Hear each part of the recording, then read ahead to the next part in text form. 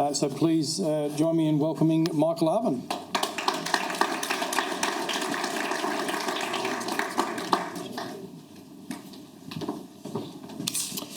Thank you, Mark, and thank you, Stephen, for putting on today. I'd like to begin with a confession. I'm not one of those guys that discovered politics on a usual path. I was back in 2011. I was back on the family farm and I was driving the tractor, and where we live on the Eyre Peninsula, the only radio station you can get is ABC News Radio. So apart from being bombarded every 30 minutes with the latest news, every now and then question time would pop on. So in 2011, I got to listen to some lovely debates between Prime Minister Julia Gillard and Tony Abbott, and it was at that moment that I had no choice but to develop an interest in politics. So here we are. Fast forward to 2022, I ran for the Senate, and like most political candidates, I missed out. We have far more losers than winners in politics, but one thing I'll say from the beginning is that it's worth being involved. You learn so much going through that process, not only about yourself, but about the general population, and you gain a great understanding for your own life and where you are placed in this world. But it's also a grounding experience that, there's only a few winners and there's an awful lot of losers in politics. After that election, I was approached by Senator Babbitt to join him in his team in federal parliament as an advisor. I joined a team of people who had also had zero experience in politics. We're all from the real world. Not one of us had ever worked in parliament, and still our team has not one person with any political experience, which I think is great. We're the odd ones out. We're questioning everything and just wondering why we need all of these laws and why we need government to be involved in every aspect of our lives. So I'd urge anyone that does want to get involved in politics, don't make it your only thing. Keep your foot in the real world, because if politics becomes your life, you get swept up in a bubble and you get sort of detached from what the real world is, and that's a terrible thing. And what I'd like to say is, when I first arrived in Canberra as an advisor, walking into that place, you walk past the Prime Minister, you walk past whoever, the people that you see on TV, and what you learn very quickly is they're just people. They're not King Henry with 5,000 swordsmen. They're just normal people who are not superior or inferior to us. They're humans. And yeah, they're caught up in a bit of a unique world in Canberra, and we hold them out to be someone who's superior or holding a position. They're just a person that's in a different job to us. And I think it's important that we see them as individuals, not as superior to us. They're actually individuals who represent us, and we need to make sure that we hold them at the right level. We don't look at these people as being unreachable or out of our control, when in reality we are the people who are their boss. They work for us, and we must make sure we keep that in context. One of our founding fathers, our second Prime Minister, Alfred Deakin, described Parliament's intention back in 1897. He said, "We are creating in these two chambers, under our form of government, what you may term to be an irresistible force on one side, and what may prove to be an immovable object on the other." Deakin was talking about our Senate when he referred to that immovable object, intended to resist irresistible force of government when it overreaches. The Senate was meant to be the house of review, of restraint, of accountability. Today, too often, it serves as a rubber stamp. Robust debate has been replaced with scripted speeches. Complex bills are rushed through under what's known as a guillotine, and deals are struck behind closed doors. Transparency and accountability have become casualties of political convenience. When both chambers move in unison, the government and its bureaucracy, that irresistible force, meets no immovable object at all. Before I get too gloomy, let's remember that no system of government has ever or will ever be perfect. We are fallen humans, destined to repeat many of the same mistakes of the past. Winston Churchill famously said, "Democracy is the worst form of government, except for all those other forms that have been tried from time to time." He wasn't wrong. But I'd argue that the real reason democracy has been eroded in Australia isn't because the system has failed us, it's because we stopped participating in sufficient numbers. I look around the room here today, this should be packed. if Australians really wanted to hold our government to account, it would be full. Stephen pumped it so hard to try and get people here, and I'm sure there's a lot that are going to consume this online. But the reality is what you see around you. There's a select few that really care about holding government to account, but the masses, and I don't blame them. Spending time with your family on a Sunday is an excellent thing to do. Going to church is a great thing to do, but even if this wasn't on a Sunday, we still wouldn't have adequate numbers here tonight.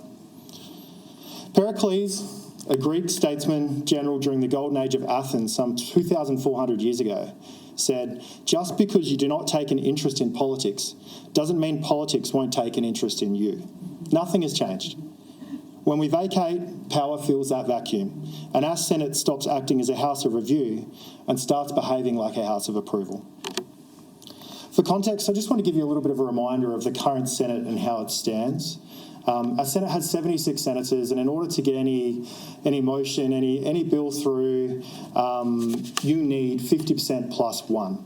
So you need 38 plus one, so you need 39 votes. As it currently stands, between Labor and the Greens, they have the 39. So the crossbench in this government is largely irrelevant unless the Greens try to play games or, some childish games with Labor to try and extract some greater commitment to net zero or something. Generally, the numbers sit with Labor and the Greens. That's not always the case, but this is the consequence of apathy to politics, of not electing a big enough crossbench, and people not taking enough interest in ensuring that they give the best candidates the best chance of getting into Canberra. You end up with an upper house which is easy passage for the government of the day, which is not good for democracy. One of the Senate's most powerful tools is the order for production of documents. This mechanism allows any senator to move a motion requiring the government to release specific documents that are, that they believe should be released in the public interest. It's an incredible power that's rooted in Section 49 of our Constitution, which is designed to keep the government honest.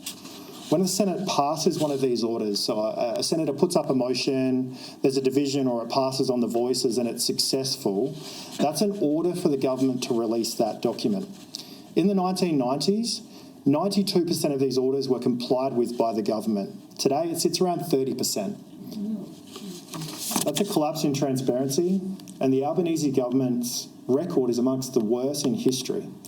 Most of these refusals operate under reasoning of public interest immunity. Now, public interest immunity might sound noble. Who could argue against public interest? But what they're really doing there is they're saying what we're doing in Parliament is none of your business.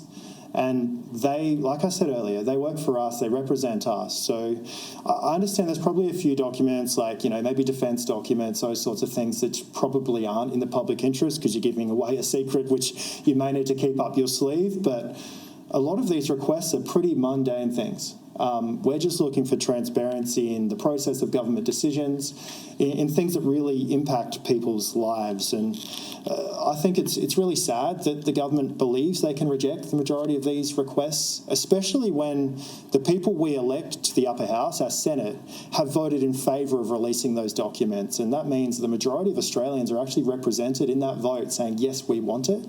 They still refuse to release those documents.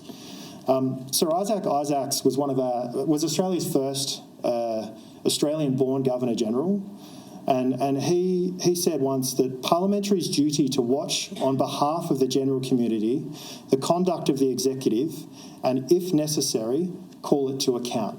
So initially, a first Australian-born Governor-General is saying that it is Parliament's duty to watch the government and hold them to account when they don't release documents, but here we are, 125 years later, roughly, and government is being incredibly secretive.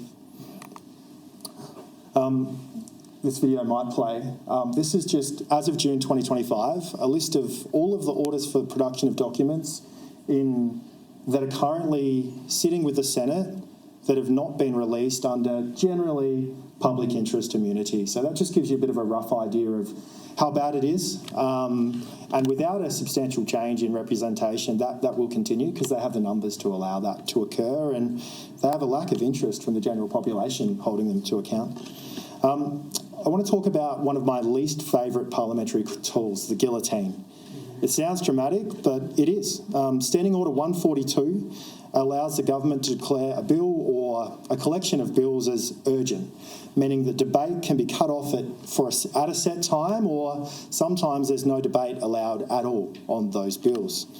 Last year on November 29th was a prime example. Our Senate ran through 32 bills in one sitting. That's one day. Many of them controversial, with barely any debate. Last year, whether you agree with these laws or not, surely we can all agree that 32 bills in one day is not robust review. Instead of democracy, this sounds a lot to me like autocracy. And this is not an isolated example. It happens often and sadly with the approval of the majority of our elected senators. In the past year alone, we've seen hugely consequential bills like the under-16 social media ban, the digital ID bill, and the hate crimes or hate speech legislation, however you see it, all rush through Parliament with gag debate. If senators can't debate bills in full, they shouldn't be passing them, because one of the important mechanisms of the Senate is the Hansard. And when a bill makes its way through the lower house and the upper house, those speeches that are given in Parliament are recorded on the Hansard forever. And should a law be tested in court, or a judge want a little bit more sort of understanding of the intent of that law, they'll refer to the Hansard conversation, they'll look at the debate, and they'll see that this senator pointed out, the unintended consequence of this bill and what the actual intention of that law was. But if there's no debate allowed, there is no public record of what the thoughts were of the Parliament at that time. Death by committee is one key phrase that comes to mind when working in Canberra. It feels like nothing happens in Canberra without a committee. There's select committees, standing committees, privileges committees, domestic committees, legislation committees, references committees, and scrutiny committees, and that's just a few.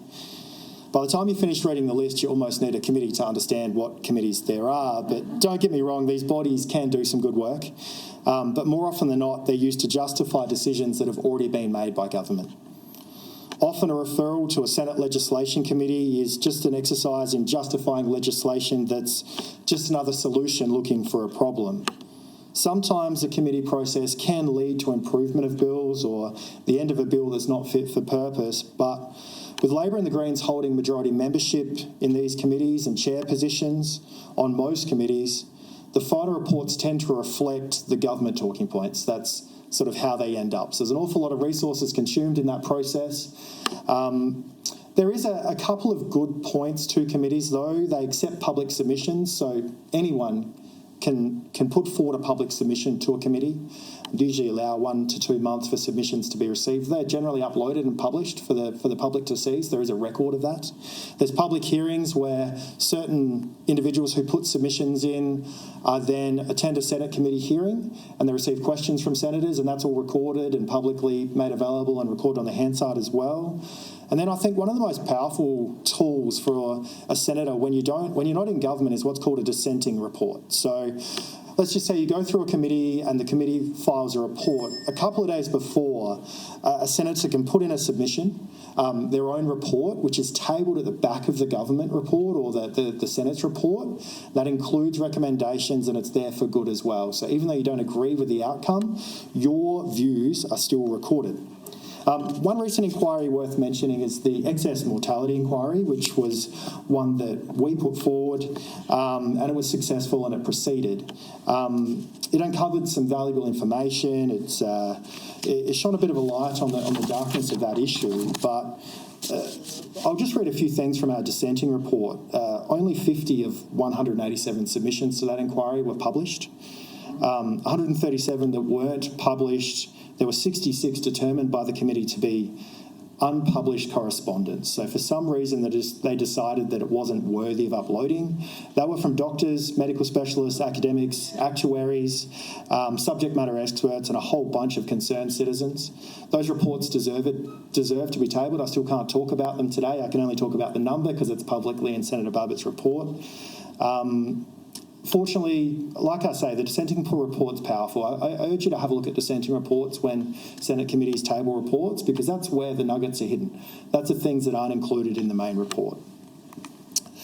It'd be remiss of me to ignore the orange lanyards. In Parliament, we have lobbyists, and lobbyists are sponsored by politicians, and the orange lanyard is the sign of a lobbyist. In federal Parliament, there's 727 registered lobbyists, and they get free rein. They can walk through the halls of Parliament, they can knock into whoever they want to knock into, and they can knock on your door and ask to come in.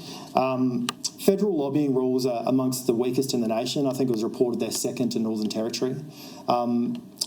Canberra Parliament House is full of lobbyists, and we have one rule in our office: if there's an orange lanyard at the door, lock it.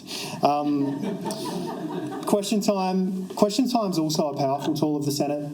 It's one where you could hold the government to account, but there's this thing called the Dorothy Dixer. I don't know if you've heard of it before, but a Dorothy Dixer is essentially when a member of the government's backbench is handed a question by the minister. They read that question the minister wrote to the minister and said, "Oh, Minister, tell us why you're so great." And they respond and tell them why they're so great. They choose 5 minutes every time. The Dorothy Dixer was named after a US journalist, I believe, who used to write her own questions into herself and then respond so she could provide great answers. Our Parliament includes that every single question time in both houses. The own government ask questions of themselves in 50% of the time. So they choose an awful lot of the people's time. I think we should ditch the Dixer. Look, I know I've only got a minute or so left, but the other thing I just want to touch on is it's not all doom and gloom. The Senate can perform its role from time to time, and I think the misinformation, disinformation bill is a prime example of that. That bill flew through the lower house because the government had the numbers, but then due to a Senate committee and an awful lot of work by probably a lot of people in this room, the truth started to emerge around this issue. The bill proceeded to the Senate. It was introduced. Senate committee public hearings were hilarious. They couldn't get anyone to back them up because they knew it was a terrible bill. And then eventually the minister waved the white flag and gave up, because the numbers in the Senate weren't there. So the Senate can block bad bills. They've proven they can do it once. I wish they would do it more often, and I wish we would pass far less bills. But it is an example of how the Senate can function in the interests of the people. So I wouldn't give up on our system. I believe it can work.